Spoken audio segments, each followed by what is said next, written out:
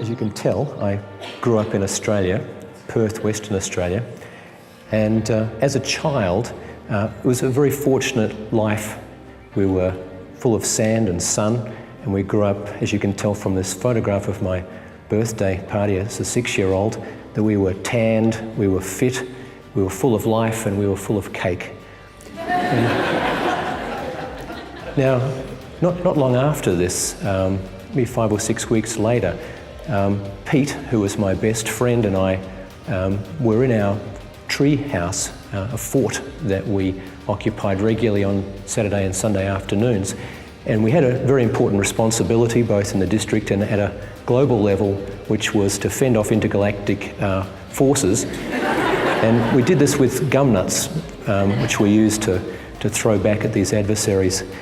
And we took this responsibility quite seriously, and I'm not certain of the consequences if we had not been there, but one particular afternoon, a balmy Sunday afternoon, Pete reached out to me and took my hand, and he put it on his neck, and he said, "I felt these lumps in my neck," and he had developed lymph node infiltration with a type of leukemia. And not long after, Pete actually passed away from a form of childhood leukemia.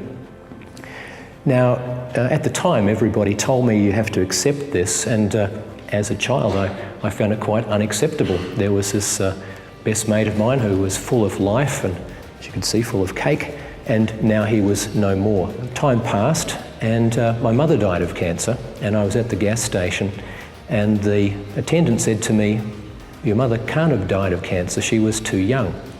And the last time I'd seen her, she was doing her yoga exercises in the kitchen, there wasn't a wrinkle on her, and she was just getting into her stride in her life. Now, a year after that, my father died of cancer. Now, why am I telling you this story? Well, it's because in each case, people told me this is something you must accept. You have to accept this. And in each case, I found it quite unacceptable that people should have to die like this when they were so full of life.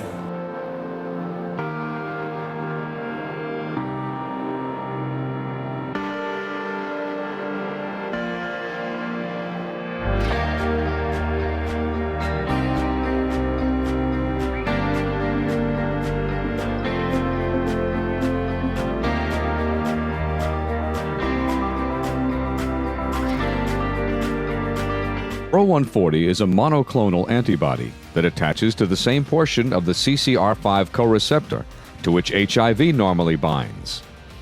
In this way, Pro-140 protects healthy cells from infection.